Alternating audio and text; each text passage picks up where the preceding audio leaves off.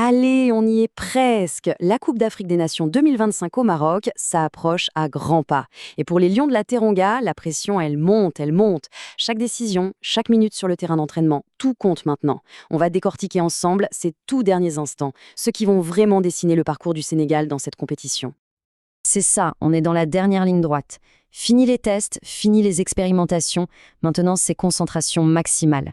C'est vraiment dans ces derniers moments que se construit le mental d'un champion, juste avant le grand départ pour porter les espoirs de tout un pays. Et tout commence ici, à Dakar. Parce qu'avant d'aller se battre sur les terrains marocains, il y a ce moment qui est hyper important, la communion entre l'équipe et son public. C'est cette énergie puisée à la maison qui va servir de carburant aux Lions pendant tout le tournoi.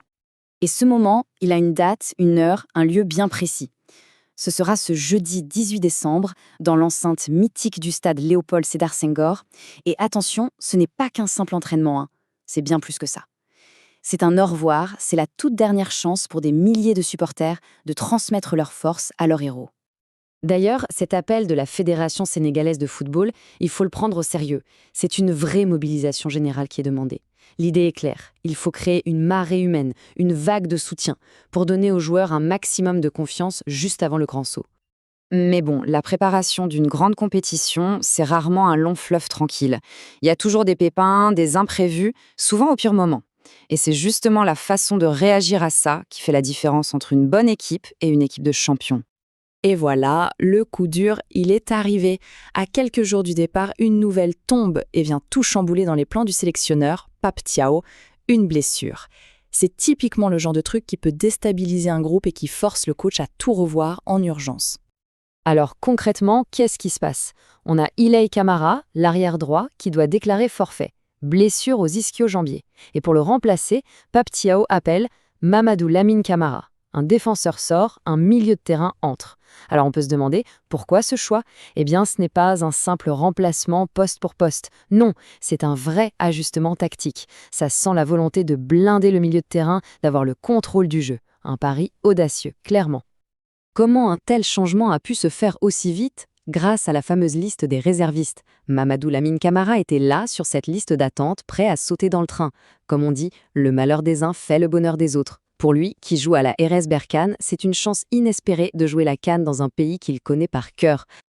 Mais bon, les coups durs, ce n'est qu'une partie de l'histoire. L'autre partie, c'est l'émergence d'un talent absolument fou. Parce que oui, dans ce groupe des Lions, il y a un joueur exceptionnel qui est en train d'éclore et qui pourrait bien être la révélation du tournoi. 17, voilà, juste ce chiffre, 17 ans.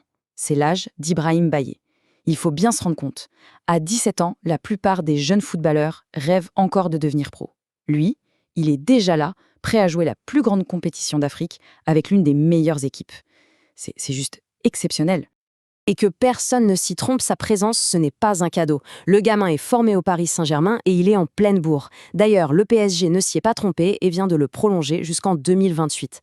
Avec déjà 18 matchs joués cette saison, il ne vient pas pour faire de la figuration. Non, on attend de lui qu'il soit très important en attaque. Ibrahim Baye, ce n'est plus un pari sur l'avenir, c'est une arme pour le présent. Bon, alors, au final, que faut-il retenir de tout ça? Si on rassemble toutes les pièces du puzzle, on a une image assez claire de l'état d'esprit des Lions juste avant le début de cette CAN 2025. Comment est-ce qu'on peut décrire cette équipe? Voilà le résumé. On a une équipe qui a déjà montré qu'elle savait gérer les coups durs, comme avec la blessure d'Ilay Camara. Une équipe qui a su trouver des solutions, que ce soit avec l'arrivée de Mamadou Lamine Camara ou avec l'explosion du jeune prodige Ibrahim Baye. Et surtout, par-dessus tout, une équipe qui est portée par la ferveur de tout un peuple. La grande question est donc posée. Entre les galères de dernière minute, l'énergie de la jeunesse et cette passion nationale, est-ce que le Sénégal a la bonne recette pour aller chercher un nouveau titre? La réponse, on l'aura sur les terrains marocains. Le compte à rebours est terminé, place au jeu.